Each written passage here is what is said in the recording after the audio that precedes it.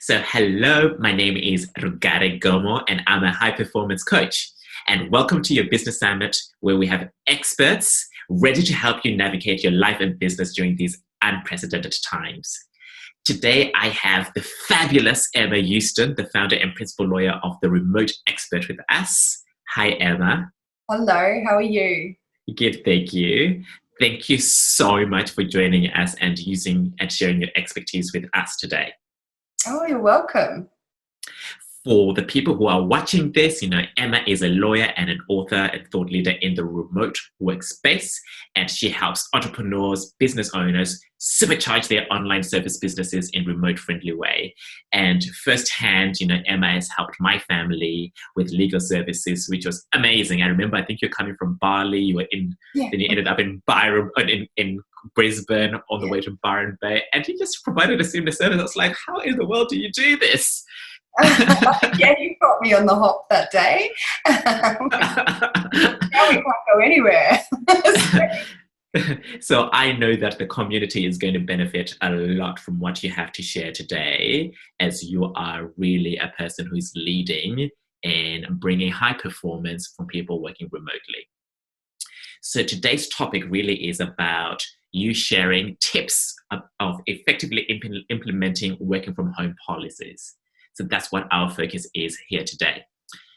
So Emma, why should we all ensure that we have a robust working from home policy?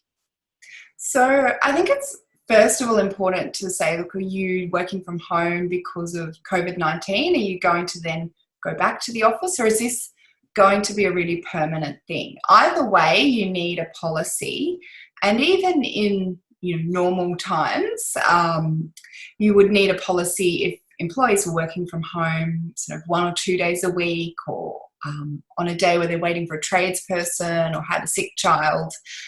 So it's a really good thing to have in place. And the reason for that is if you've got an employee, it doesn't matter if they're sitting in your office in front of you, or they're at home or somewhere else doing the job, that you're still actually responsible for them. So you need workers' compensation insurance, and you've got that duty to make sure their workplace is safe, because you can be held liable if it's not. So even as a business owner, it is my responsibility that my employees working from home actually have a safe space, because I'm still accountable and I'm still liable for what happens while they're working in my business. Exactly. And you can't be there saying, well, you've got to have your chair at this height and your monitor tilted to 90 degrees or whatever. You can't make sure of that, but you can make sure you've let them know that, hey, you're looking out for them, but also that you've said to them, well, this is what it should be. Do you want to take some photos? Do you want to do this self-audit? Send it to me. We need to make sure it's safe, and if it's not, if there's anything they need to make it safe or make their job easier. And in that, it's a benefit for them, but it's also a benefit for the employer to make sure they feel appreciated. Absolutely. And have that, the tools to do their job, because if you're going to make a builder build a house, you don't just give him a rusty hammer and nail and say build a mansion. The builder has the right tools, and they need the right tools to be able to build that mansion.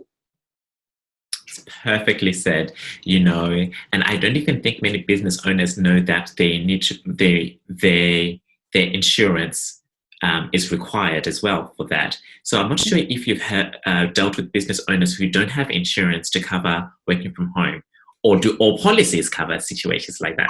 And that's the thing, especially now if you've been, haven't had a chance to plan it. So if you were, an employee said, oh, I want to work from home, and you really thought about it and implemented it slowly, you probably would check that. But this, we woke up one day a few weeks ago and the government was saying, right, if you can work from home, you must do it.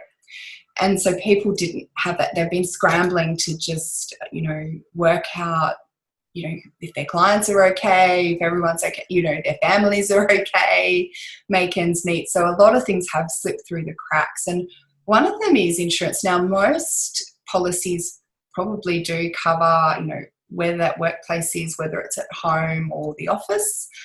But you should make sure that that your insurance policy covers that. So for the employer, it's a phone call to your insurance company that provides workers' compensation to check.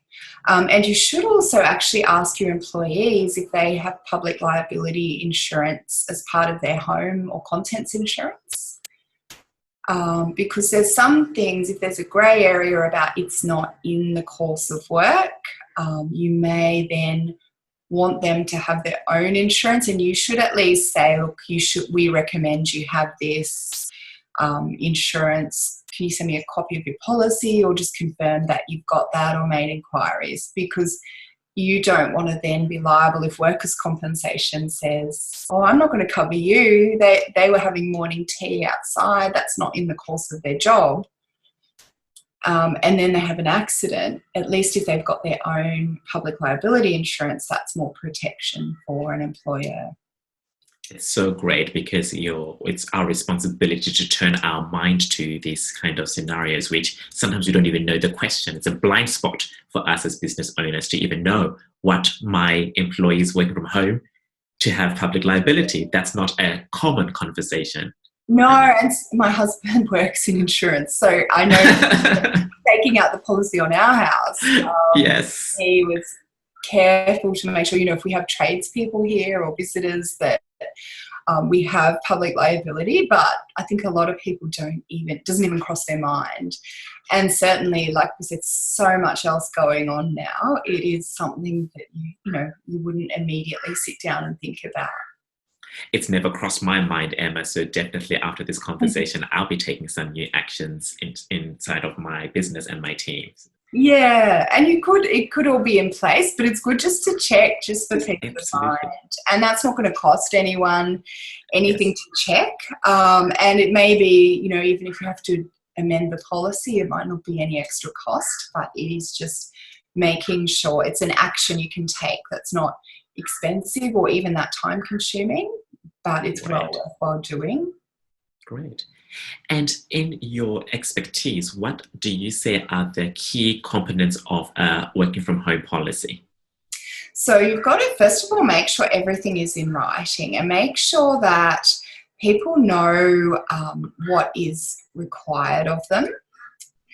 And then you've got to look at the physical space. So you sort of got to look at, well, these are the expectations. So a checklist, whether I've got two varieties that I sell in my shop online, and that is an interactive one where people go and take photos, walk around, fill out the checklist, upload photos and send it back. Or there's one I sell on a manual checklist at the back of my work from home policy where people tick what they need. But the key thing is to make sure the employee is safe. And there's not going to be anything dangerous, because apart from insurance issues, we've also got workplace health and safety laws where, so the employer might look at things like, is the workspace secure? So is it a separate office?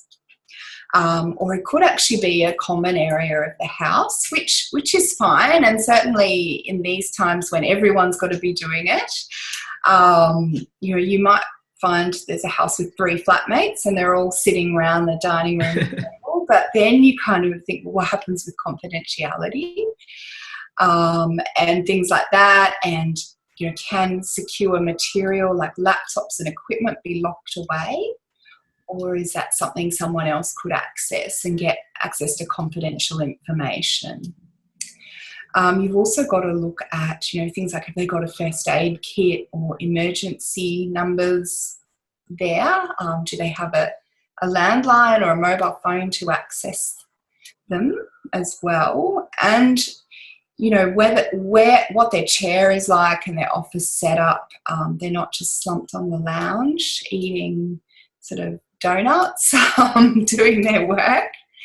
And you've also got to think about too, who's going to provide the equipment. So are you going, and who's going to pay all the expenses? And I think this is something, because people have had to implement it really quickly and whole teams and workforces, that some employees might be out there using their own equipment, but then you sort of got to look at data security and privacy. Do they have, if they've been downloading illegal pirate movies and they've got ransomware or malware attacks or viruses on their equipment? And I think probably the best thing, the most secure thing would be to give the employee a laptop that they only use for work and that's got a 2-factor identification thing for security. But it's not always possible, especially with smaller companies. And at the moment, I suppose the future's quite uncertain. So you don't want to go out and spend $20,000 on setting people up at home when they're probably going to be coming back to the office soon. So it's about assessing the risk and making those choices about what it's going to be and what the rules are around people working from home, and looking to the policy in terms of hours. There are people homeschooling, or there are employees with other things happening. So some may want to stagger their hours to allow for homeschool. And you've really got to, and that's fine, but it really takes an open amount of communication to say, well, this is when I'd like to work. This is how clients are going to contact me. I'm not going to be available at this time, but I'll let you know when I'm online. So there's a lot of trust that you need, and that may not, because you haven't, a lot of people may not have thought about how it's all going to work. They're just making it up as they go. A lot of this stuff may be getting lost. I get it. What I loved about everything you said is that we're always putting the person's safety first. Mm-hmm. This is not something to just tick the box. It's about somebody's real life, somebody who is a son, a daughter, a mother, a father, and making sure that they are safe. That's why we're having this conversation. But honestly, Emma, I'm slightly overwhelmed. There's so many things for me to consider. Can you please help me in determining then what I should do, or how I can bring something to this simply and safely for my team? So it can be really overwhelming, and especially when I say, oh, you could get in trouble, you could get fined. Yes. But you don't, with a few easy documents and templates and procedures in place, it can actually work really smoothly. And I know this because I was a remote worker managing a remote team for 4 years before I started my business, doing this as well. So I've sort of lived both sides of it. I've got an ebook which is available for download on my website called Legal Issues and Remote Employees. And that steps you through nine things you need to look about to make sure everything is in writing, what you need in terms of privacy and data security, what you need in terms of workplace health and safety, what you need in terms of insurance, the things to look out for, and what you would need in policies, and then to look at whether you're protected.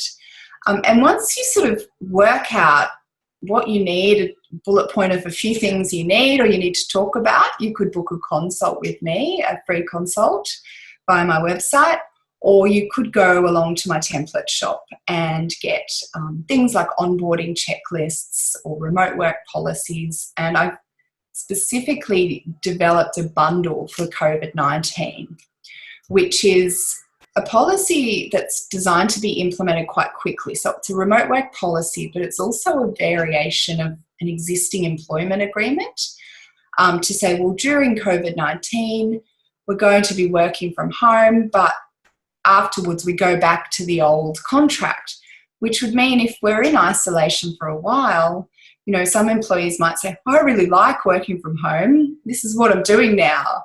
So you want to make sure, because it's hard to see what the future holds, you want to make sure what we're doing now is temporary. And look, you might find it works really well and you want to keep a remote team. But the decision for that should be left until it's a voluntary thing and not just kind of forced on it. So I like to say to employer clients to keep control of it, and have this is our emergency pandemic plan, but when we're back to it, we might like it because there might be things that have been really great about it, or some employees might really like it, and in fact they're doing better because they're introverted and they really like doing it. So it's all about getting that high performance out of them. Completely. I think what you said is just so powerful because we're in this new world order. So we're not going back to the past. It's, it's going to be very different. So it's going to be interesting to see how the relationships inside of teams and companies alters as a result of that. So it's uncharted territory, but I think it's going to be, I think some great opportunities are going to come out of this beyond that we can imagine right now. And there's been people that kind of really proactive people when we first got word that this was probably going to happen, bought my policies and implemented a work from home arrangement. And I've actually contacted a couple recently and spoke to them a few weeks on, and they're saying it's worked quite smoothly because they were prepared and they've been communicating and asked questions, and they've noticed some tools they weren't using online. They weren't, using, say, Microsoft Teams chat or MS Teams as much, and they've realised that there's all this functionality in software they already had that is really good. It's really helping them. So they're working out new ways to do things, and there might have been ways when they would just go and tap someone on the shoulder, which they can't do now, that they're actually being a little bit more respectful about each other's time during the day, and that's making the whole team more productive.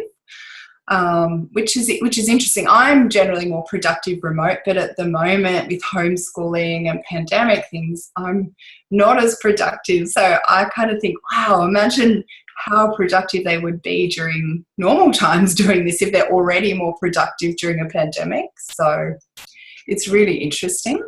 Yeah, it's great. And I think it's what the companies that are going to be successful are those who have a huge access of authentic communication and trust, like you pointed to. It's like, how much do I trust? So the issues that organizations are dealing with that haven't been working will definitely be magnified and will show the cracks in organizations or things that are really working.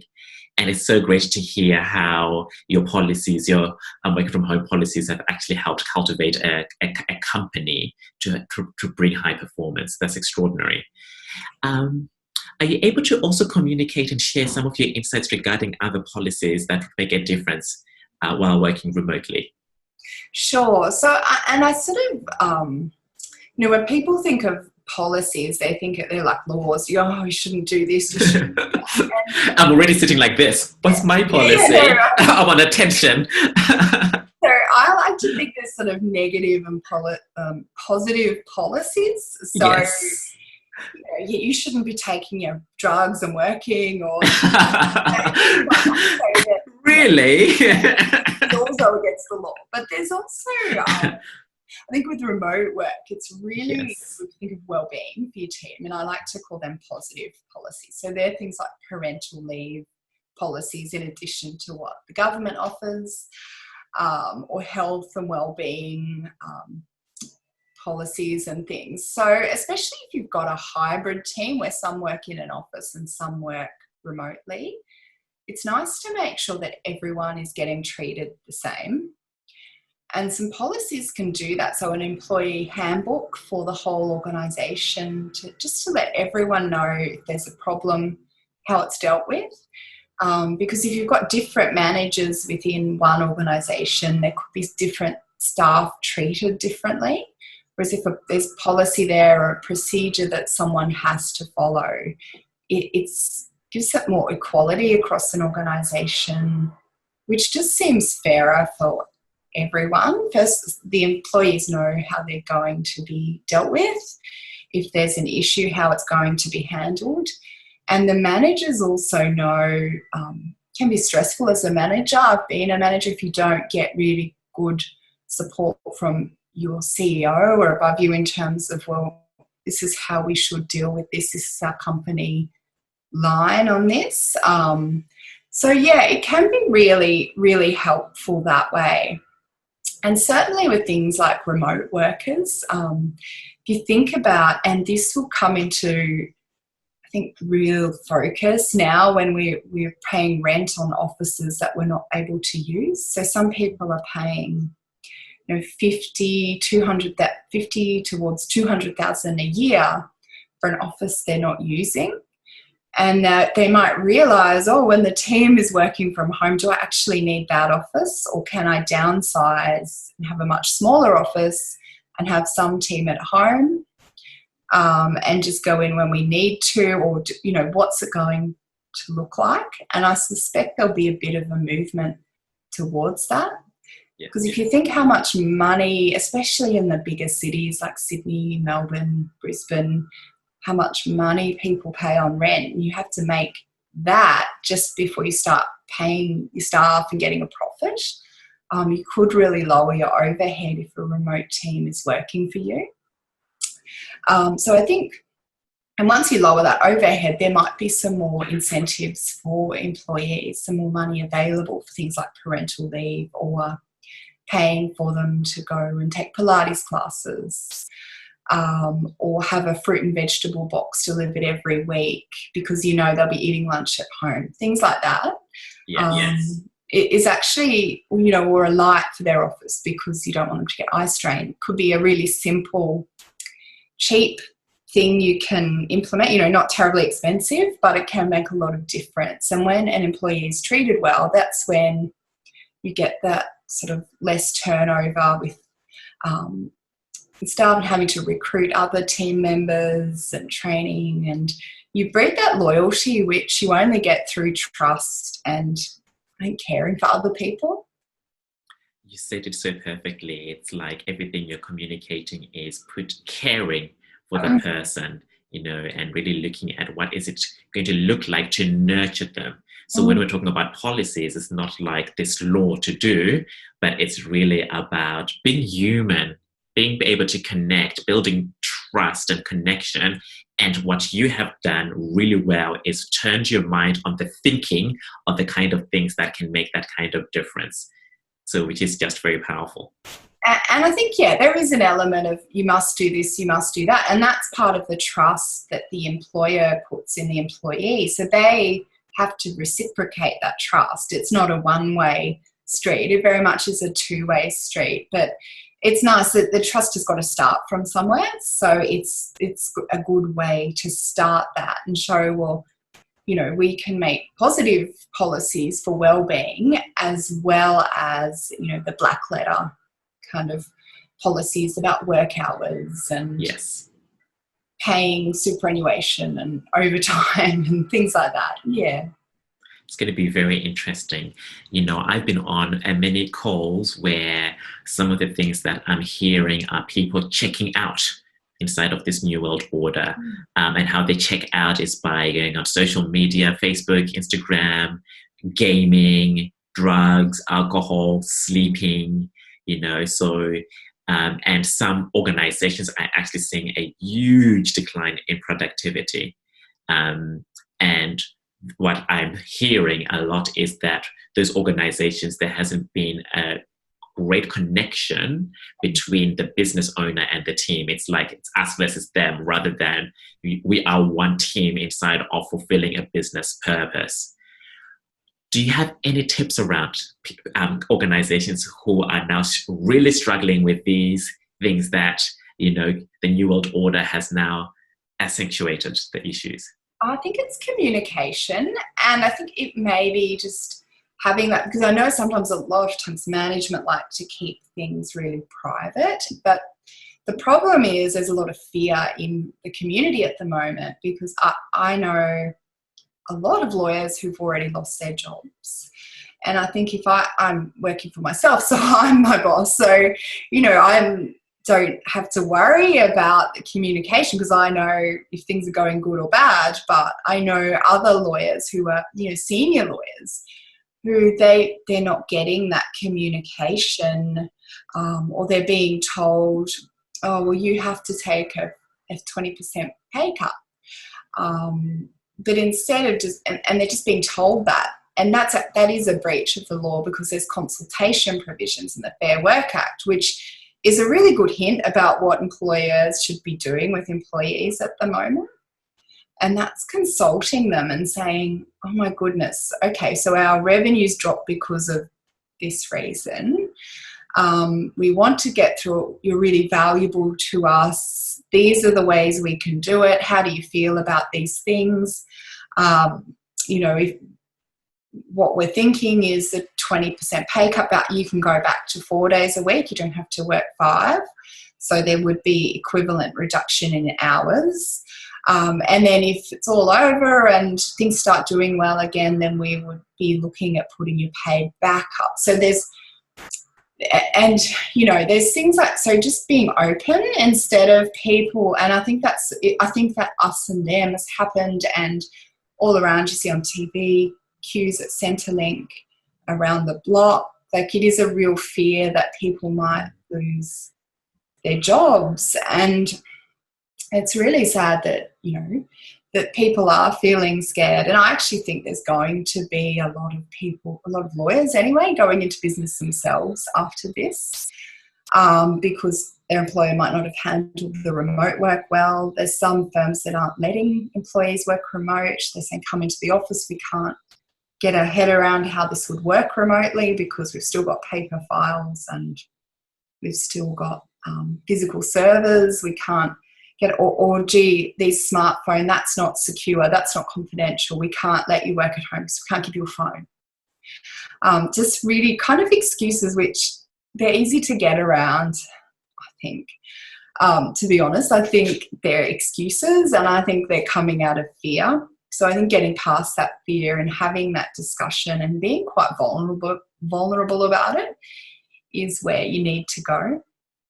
It's so great because there has been that theme in this business summit about being able to be vulnerable and really have open communication that will actually help inside of this new world order.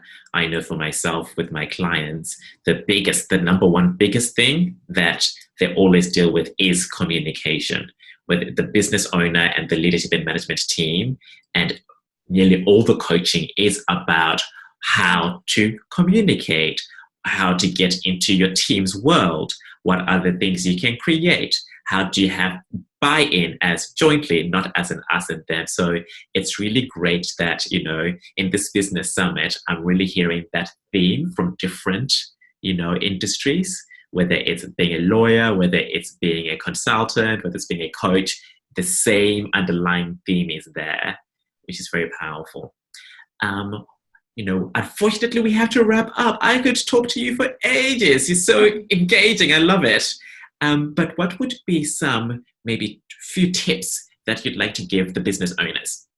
I think communicate. It actually, the technology is there. Yes. The block is actually between our ears. It's our mind.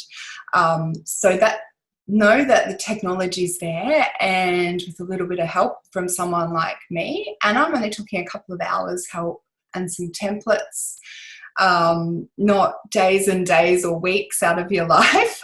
So you mean that I don't have to go into school for the next 6 years to just learn how to communicate because my husband or wife has told me that I'm terrible at communication? That's right. So it's about and it might be getting someone like you in to have a chat to their employees and get them all on that page, sort of sharing and working together in that way. And it can be a really good chance to make that communication, because the thing with the remote work is you don't read the body cues, so you really have to be super clear what you say in email, in chats, on the phone, in video chats. So it makes you really think purposefully about how you communicate. And that is the number one tip with remote work, is communication, which is a lot of what you teach. Great. And I think that you and I have had lots of unsaid communication. I'm kind of wearing my pink and you've got your pink earring. So I think we're in alignment. You can talk beforehand. It's brilliant. So how can the community get in communication with you? So I've got a website, www.theremotexpert.com. And that's actually got a special remote work hub, which you'll see in the navigation bar, which has a number of videos. So it's got 6 videos, free content with me just telling you how to prepare your remote workplace and some of these issues we've been talking about today. And also that PDF guide is available for download there. And on the same website, there is a contact button in the navigation bar where you can book a time with me if you'd like to chat. Fantastic. And I just really acknowledge you for creating so much content, to actually empower us as business owners. And that PDF, we're going to make that also available through our social media and your website and the contact details. So that's fantastic. So I really appreciate all the work you have put into empowering us as business owners, and not just as business owners, but the companies which allow us as our families to also have a powerful life in that regard. So thank you so much. Thank you. So we will end there, and I just appreciate your talent, your skill, and your wisdom that you provided to us today. Oh, thank you. It's been a pleasure. It's gone really quickly. It has. Have an extraordinary day. You too. For everybody listening to this business summit, thank you for your generous listening. My team and I are there for you as you navigate through these unprecedented times. If you are interested in having a conversation with me, feel free to email me at connect@rugaregomo.com. Thank you very much.